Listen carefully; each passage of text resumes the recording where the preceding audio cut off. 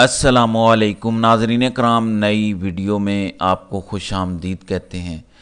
5 ججز، ایک supreme court کے جج جسٹس ملک شہزاد احمد خان اور 4 اسلام آباد ہائی کورٹ کے ججز کو عدلیہ سے نکالنے کے لیے، انہیں فارغ کرنے کے لیے آخری بڑا کارڈ کھیل دیا گیا ہے۔ ان 5 ججز کے خلاف مہم میں بہت شدت آ چکی ہے۔ آگے کیا ہوگا اور کب تک یہ بڑی خبر آ سکتی ہے؟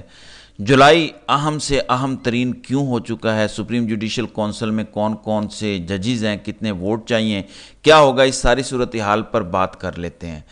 ناظرین اکرام، سب سے پہلے بات کرتے ہیں ان 5 ججز کو، جن میں ایک سپریم کورٹ سے اور 4 اسلام آباد ہائی کورٹ سے ہیں، جنہیں نکالنے کی کوشش ہو رہی ہے۔ پہلے دیکھتے ہیں کہ ان کے جرائم کون سے ہیں جس پر حکومت اور ہماری کمپنی سرکار بہت برہم ہے۔ ہمارے مقتدر ادارے جس چیز کو ہضم نہیں کر پا رہے، انہوں نے کون سی ایسی گستاخیاں کی ہیں۔ تو پہلے آتے ہیں ملک شہزاد پر۔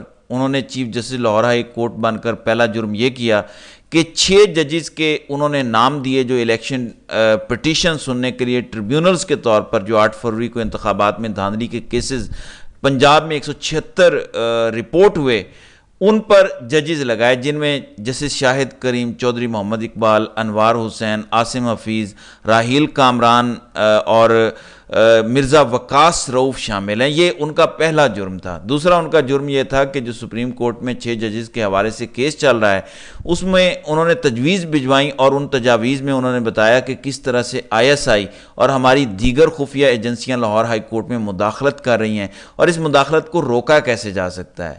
تیسری ان کی گستاخی یہ تھی کہ انہوں نے ATC کے لیے آزاد اور زبردست ججز جو اپنے پاؤں پر کھڑے ہو سکیں ان کے نام دیے، جن میں سے ایک جج محمد عباس ہیں جو اس وقت ATC سرگودا کے جج ہیں۔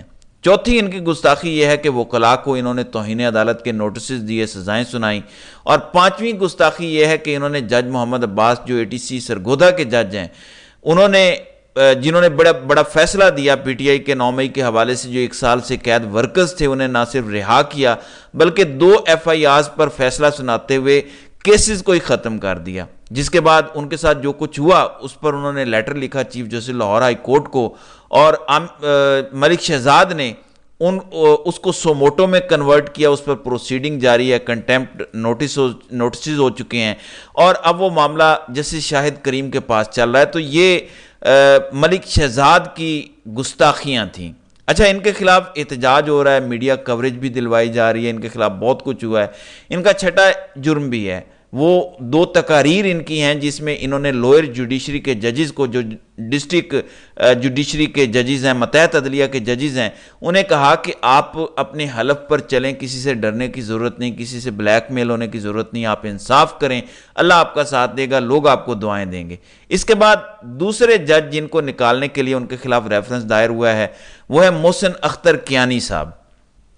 ان کا پہلا جرم یہ ہے کہ یہ ان 6 ججز میں شامل ہیں جنہوں نے سپریم کورٹ کو خط لکھا۔ دوسرا ان کا جرم یہ ہے کہ انہوں نے ٹیریان وائٹ کیس جو عمران خان کے خلاف درخواست تھی، اس کو ناقابل سماعت قرار دیا اور بہت زبردست فیصلہ لکھا۔ اس کے بعد جو کچھ ہوا، ابھی ٹیریان وائٹ کیس پہ ہم تفصیلاً بات کر چکے ہیں، جو 3 ججز کا بعد میں بینچ بنا جنہوں نے فیصلہ برقرار رکھا، جو محسن اختر کیانی نے تحریر کیا تھا۔ پھر ان کا ایک اور جرم یہ ہے کہ یہ لاپتہ افراد کے کیسز سن رہے ہیں، خاص طور پر احمد فرحاد کیس جس میں انہوں نے احکامات دیے، ریمارکس دیے۔ پھر ایک اور کیس ان کے پاس گیا، اس میں بھی انہوں نے خفیہ ایجنسی کے حوالے سے سخت ریمارکس دیے اور انہیں ریکارڈ پر لانا پڑا کہ فلاں خفیہ ایجنسی کے پاس یہ لوگ موجود ہیں۔ پھر انہوں نے اسلام آباد ہائی کورٹ کے لاپتہ افراد کے کیسز میں لارجر بینچ بنانے کی استدعا کی ہوئی ہے، انہوں نے اپنے آرڈر کو اس کا حصہ بنایا ہے۔ پھر انہوں نے ان کیسز کی لائیو پروسیڈنگ کا بھی کہا۔ تو یہ ان کے بڑے بڑے جرائم ہیں۔ اب آتے ہیں جسٹس بابر ستار پر۔ ناظرین اکرام، ان کا سب سے پہلا جرم یہ ہے کہ یہ بھی ان 6 ججز میں شامل ہیں جنہوں نے خط لکھا۔ دوسرا ان کا جرم یہ ہے کہ انہوں نے جو MPO آرڈر جاری کیے گئے، اچھا جو یہ 6 ججز ہیں جو اس خط لکھنے والے ہیں، ان 6 ججز کے پاس جتنے بھی MPO آرڈرز گئے ہیں PTI ورکرز کے یا عام شہریوں کے، وہ سب MPO آرڈرز انہوں نے اڑائے ہیں۔ تو بابر ستار نے اس کے علاوہ DC اسلام آباد عرفان میمن، SSP آپریشنز اور SHO، ان تینوں کو شہریار افریدی کیس میں جیل بھیجنے کا فیصلہ بھی دیا، جو فیصلہ اس وقت معطل ہے اور دوبارہ عامر فاروق اس کیس کو لگا ہی نہیں رہے۔ پھر یہ آڈیو لیکس کیس سن رہے ہیں جس میں انہوں نے ایک طرح سے عبوری حکم دیا ہے، جس کو چیلنج کر دیا ہے انٹرم آرڈر کو وفاقی حکومت نے سپریم کورٹ آف پاکستان میں۔ پھر انہوں نے آڈیو لیکس کیس میں ایک خط لکھا تھا جس میں انہوں نے بتایا کہ ان کو کیا میسج دیا گیا۔ پھر ایک تقرری کو بھی یہ سن رہے ہیں۔ تو بہت سے اہم کیسز ان کے پاس ہیں، ان کے جرائم کی بھی بڑی طویل فہرست ہے۔ پھر جسٹس طارق محمود جہانگیری، ان کا پہلا جرم ہے کہ یہ بھی 6 ججز میں شامل ہیں جنہوں نے خط لکھا۔ دوسرا، یہ بطور ٹریبیونل جج کیسز سن رہے ہیں اسلام آباد کے 3 حلقوں کے، NA 46، 47 اور 48 کے۔ شعیب شاہین، عامر مغل اور علی بخاری، ان تینوں نے کیسز کیے ہوئے ہیں اور انہوں نے اس میں 6 احکامات دیے ہیں۔ پہلا انہوں نے کہا کہ فارم 45، 46، 47، 48، 49 تمام ریکارڈ الیکشن کمیشن دے۔ دوسرا یہ ہے کہ اس میں بیان حلفی دے۔ تیسرا یہ ہے کہ بیان حلفی غلط ثابت ہوگا تو اسے جیل بھیجا جائے گا۔ پھر انہوں نے فرانزک کا کہا کہ پاکستان سے باہر کرائیں گے۔ انہوں نے یہ بھی کہا کہ جو نہیں آ رہا ان کے وارنٹ گرفتاری جاری کریں گے، ان کے اشتہارات جاری کریں گے، کیس ڈیلے نہیں ہونے دیں گے، قانون کے مطابق جو ٹائم پیریڈ ہے اس میں فیصلہ کریں گے۔ تو یہ ان کے جرائم ہیں۔ پھر یہ جو نیا بینچ بنا تھا ٹیریان وائٹ کیس کا، وہ ان کی سربراہی میں بنا۔ پھر ارباب محمد طاہر، یہ بھی خط لکھنے والے ججز میں شامل ہیں۔ پھر ٹیریان وائٹ کیس میں جو پہلا بینچ بنا عامر فاروق کے ساتھ، اس کا یہ حصہ تھے۔ ٹیریان وائٹ کیس کا فیصلہ ابھی ارباب محمد طاہر نے ہی لکھا ہے۔ MPOs یہ اڑاتے رہے۔ عمران ریاض کو حج پر جانے کی اجازت دینا بھی ان کے جرم میں شامل تھا۔ تو ان 5 ججز کے خلاف کمپلینٹس دائر ہو گئی ہیں اور مہم چلائی جا رہی ہے۔ 5-6 سوشل میڈیا ناظرین کرام اکاؤنٹس ہیں۔